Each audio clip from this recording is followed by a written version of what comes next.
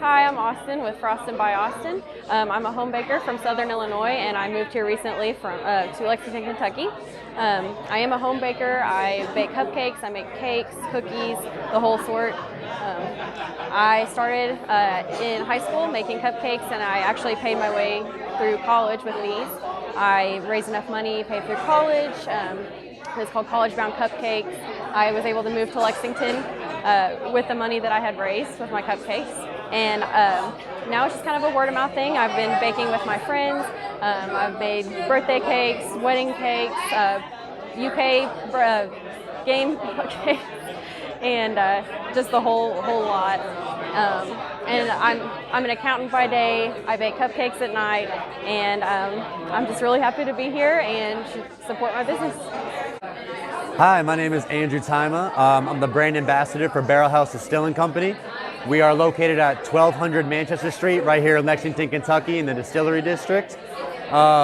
Today I'm out here serving samples of our two different kinds of bourbons, our Barrel House Select, which is a rye bourbon, and our Rock Castle bourbon, which is a wheat. And then I also have our Pure Blue vodka. This is about to come out in May, so our specialty bourbon. And then this is our year-round bourbon. We do tours and tastings Wednesday through Sunday, 11 to 5 p.m. Every hour on the hour. $7 gets you a tour, and you get to try everything we make. And then we also have our Elkhorn Tavern, which is our bar, where we have specialty cocktails, events on the weekends, and we serve food.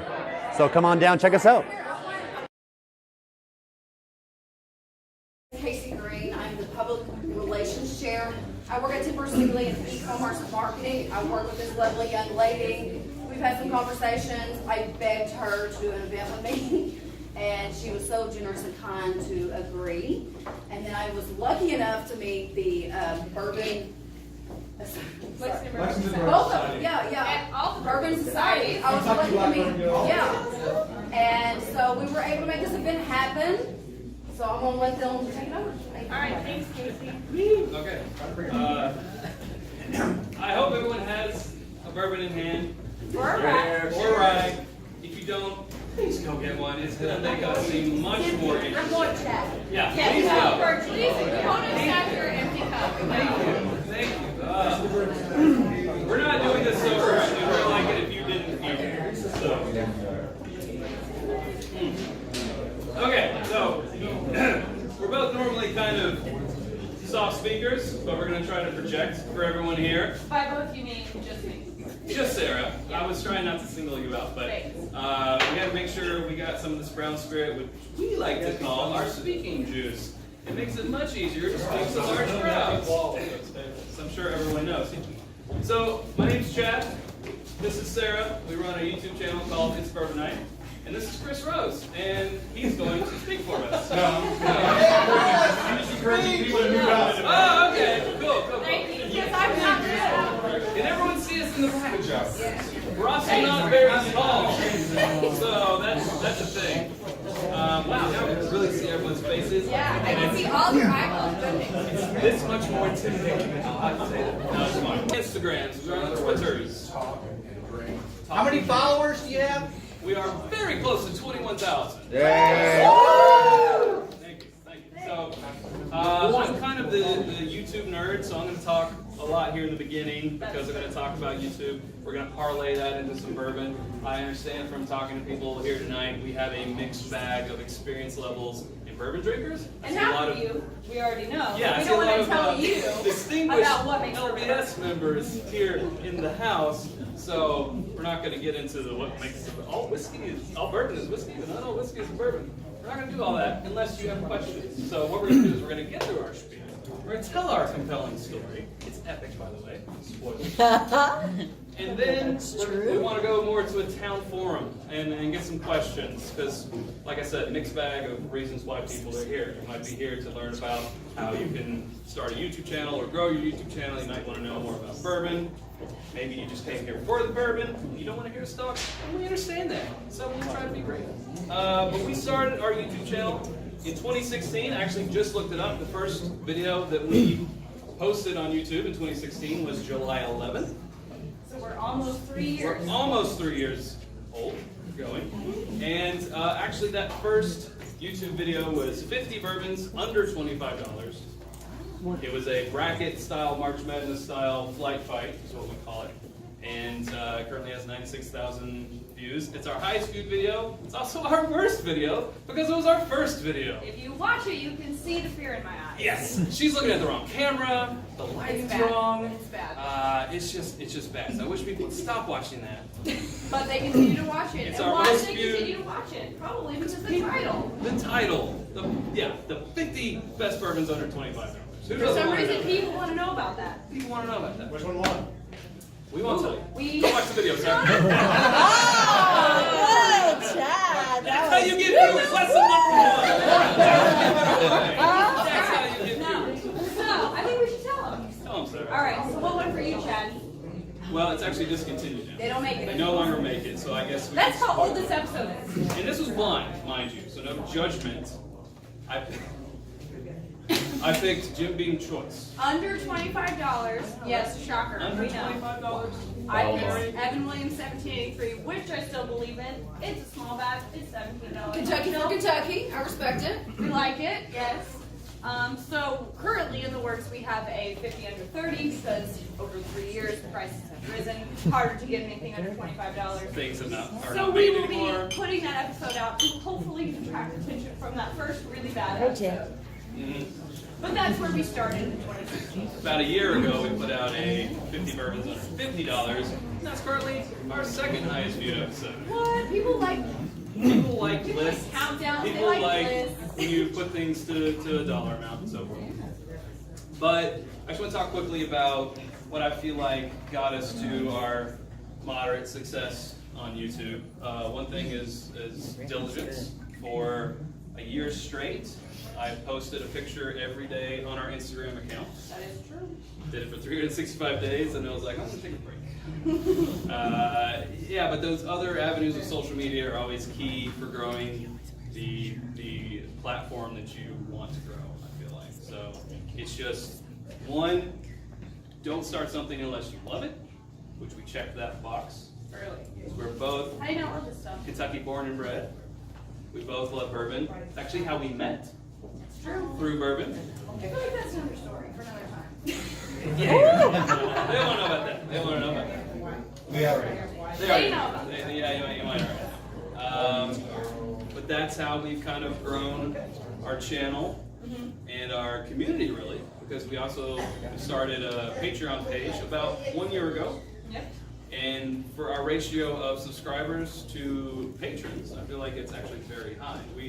I look at other YouTube pages, other Patreon pages for people who may have 300,000, and they have as many or less patrons than we do. So I feel like we do a good job of interaction. Yeah. So if a comment comes on YouTube, you better believe I'm giving it a thumbs up. If there's a question, you better believe I'm answering it. And I think interaction is key for YouTube, of course. What is a patron? Okay, a patron is someone who has decided to give you money on Patreon. So Patreon.com is a lot like Like GoFundMe or what are those other ones? Kickstarter. Kickstarter, thank you. So like somebody believes in what you're doing and they want to wanna give you a give you- contribution to support it and help you further your goals. Yeah. And you set goals within Patreon. So like if you our most recent goal was doing a new show every week. So we already do 2.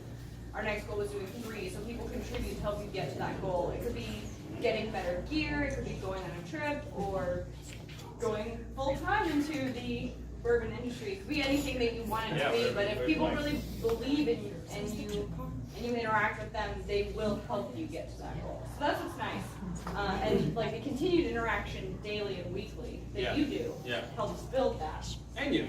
Well, She's more on the email side. That's the other thing. And we get lots of emails. So again, it's just continuing that interaction. People email, hey, I'm coming to Kentucky for the first time. I'm going to this city. What distillery should I go to? What restaurant should I eat at? Where should I go to drink? yes. And Sara is the one who crafts that email specific to that person's needs. Right. Which We is would why I'm like, going to start a blog. right. We would like to eventually make a video where we can just direct people, hey, go watch this video. Yes. You come to this town, go watch this video. Do these things. These are what we That's our have recommendation. approved of. This is what we recommend. Yeah, exactly. But yeah, it's just about that interaction. It's about the due diligence. It's about, a couple couple friends of ours are thinking about, I think they are, going to start a YouTube channel about bourbon. And they're like, yeah, we're thinking about doing things a little bit different from you guys. I'm like, yeah. But it seemed like, you know, they might be like, well, what different do we have to offer that everyone else out there is doing? And it's like, well, it's the fact that you're you and you're you. And no one else is you and no one else is you. So you have your own viewpoint, you have your own personality, you have your own spin on things. So as long as you believe in yourself and your passion towards the subject, then I really don't think you have anything to worry about. Now, does that mean you're instantly going to have success and you will be able to quit your job and all this and that? No, but... But I like that point, Chad, because I think that that's such a point of like, when people, like we were talking with someone earlier that was saying, oh, my kid watches a YouTube channel and it's just this kid opening toys and playing with them. Do your kids just watch that show to watch other kids open toys and play with them? No. They like that kid. They like the way he does it. So there's something unique about each person. I think that realizing what you have to offer and putting that out there and forward and embracing it is a main part of what anyone's success would be. That's kind of what we do. Like, yes, we're a couple. We definitely play on that. We play up we have good, what would you call it? Rapport? Banter? Yes, Banter? we have good banter, yeah. Yeah. So we definitely play that up, and that's something that I think people keep coming back for. They've grown to like the channel for the information on bourbon, but they also have started to enjoy our personality. And I think that's what helps us grow. So that's like advice that I would give to anyone who's thinking about starting a channel is like, what are you passionate about, number one? But two, what do you specifically have to bring to the table as far as your personality or your perspective, or like, is it humor or is it art? What can you bring to elevate your channel? Absolutely, and you know, there is that thing that you should look at, like, you know, I know I just said no one is you, so you instantly have that for you, but you should also kind of be cognizant of what niches? I don't think you We understand. It's Nietzsche. You need niches. Can I get the phonetic spelling? What niches? I'm going to Niche? What niches Whatever. out there are not being filled? Yes. Are not represented. Correct. You know, no one else is doing a channel who builds birdhouses while you're drunk. That's what I'm gonna do.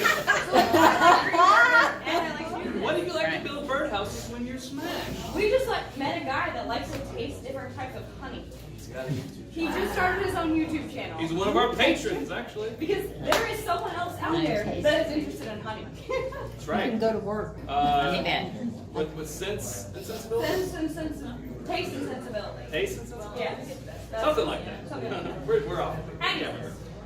Yeah, but go subscribe to him on YouTube. So I think that learning that about ourselves is kind of what Yes. helps move us through Yes. our channel over the past 3 years. We made, not mistakes in the beginning, but we definitely made episodes that were for a smaller audience without realizing what the broader audience wanted. Yes. So I think we're at a point now where we've, by trial and error, seen views and comments from people go whichever way they go and learn kind of where that sweet spot is as far as what content people want to see, what we can bring to them, and then what makes sense for us time-wise. So you may decide, oh, I really want to do an episode like this, like what we're talking about, the travel. As far as when people say, oh, I want to come to Kentucky and where should I visit? Oh, I'd love to make a video about that. But guess what? Then I have to say I'm making it about Louisville. Okay, we have to stay in Louisville for 1 week. We have to go to all these different places. We have to film it. You have to spend 3 weeks editing it. And then what? Like, so you kind of have to weigh your resources versus what your audience wants and find that sweet spot. Yes, please. I'm so sorry, I didn't mean to interrupt. But with what you do, and I know your expertise, have you all had like bourbon corporations reach out because like maybe you just ranked one higher than others and they're like, hey, I love this. Your YouTube channel led with more sales and I had a lot of sales because you complimented my brand. We haven't necessarily had anyone reach out with like data saying that because of this, their sales increased.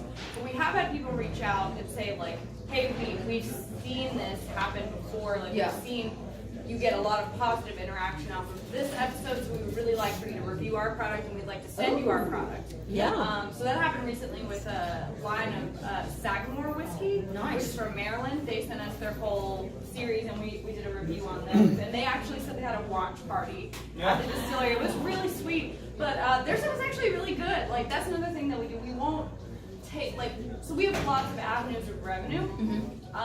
We won't give sponsorship to a distillery because that would make us biased, right? Right. So we won't say they sponsored this episode. But if a whiskey glass or a, I don't know, let's think, what other whiskey lifestyle, like Whiskey Stones or any kind of lifestyle thing, said we want to sponsor that episode, we would accept that because it's not biased. Conflict of interest. It's not a conflict of interest. Yeah. Totally, yeah.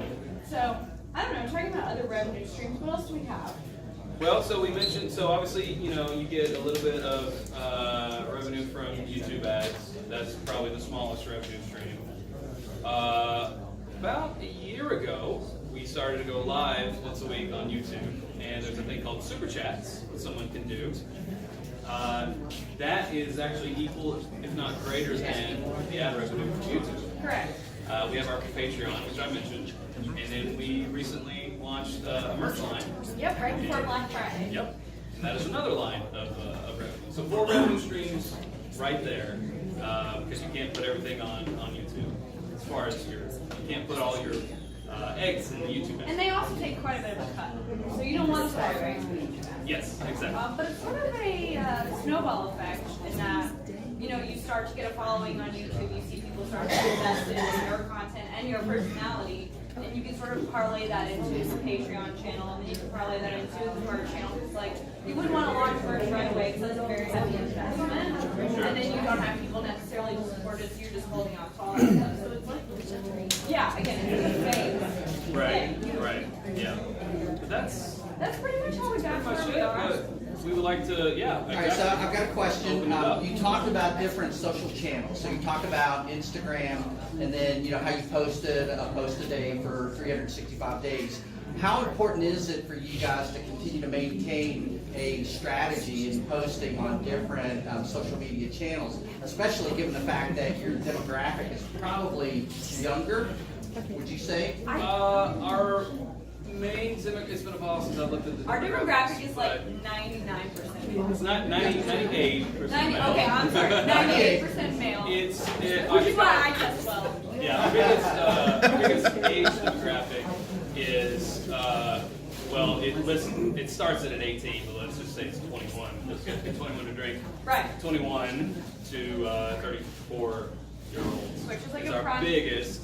Then it goes to, you know, that to 50-something and so forth. Yes. Which is a good demographic to have. Those are people who are spending money buying things and so forth. So that's good to have. Yeah, but as far as you know, the other social avenues are out there to drive people to your main avenue. So if we post a video on Friday, which is what we do, post a produced episode on Friday, live on Sunday, you know, we'll direct traffic to that YouTube channel, or to that episode, I should say. So just posted a new episode today.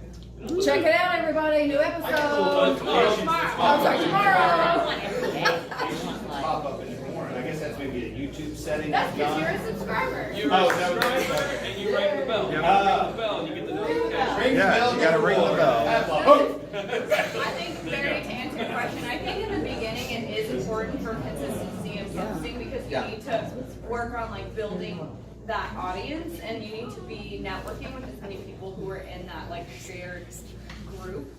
So we network with like a lot of other whiskey podcasters and people who are interested, but then I think after you build that initial thing, it's not as important to post every day, so it's not as much about frequency as it is about relevancy to them, and then also like using it as an avenue to direct people to our videos. So posting about whatever bottle it is that we just reviewed, sort of like a teaser. Because YouTube is where we really want to drive things because that's where we make money. We don't make money off of Instagram, so. Right. What about Facebook? Do you guys post on Facebook as well? You know, we don't really use Facebook right now, and that is we do have a Facebook.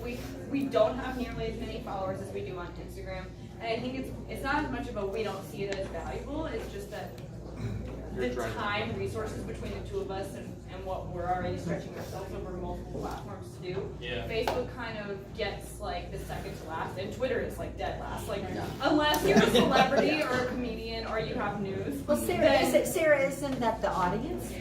Because, Twitter? yeah, the audience, because Facebook is for the older people like us. I mean, Yep. And then we do get- Instagram, our audience is old Instagram is, it's like you guys and, I yeah. will say that we do get the most interaction on Instagram, the second most interaction on Facebook, and then like none on Twitter. But that could also, like, it's hard to say chicken or egg. Is that because we don't interact as much, or is it because they're not as active? Right. But I like think paid that, promotion wise, like with our website, we do well with our merch sales every month, and we haven't promoted it at all on Facebook up until this point. Not because we don't want to, or because we don't have the funds to do it, but because we just don't have. Our resources are limited. Yeah. We also want to wait until we have more product in the store before we put money behind it. But so far, we've put zero advertising dollars behind our website, and we've had We consistently make over 200 orders so far. Yeah. So And what time? since We end launched of that November, Black Friday. And these are shirts, glassware. Shirts. Shirts, Glassware, glasses yeah. so far. More We have- more coming in the future. what do you want to see?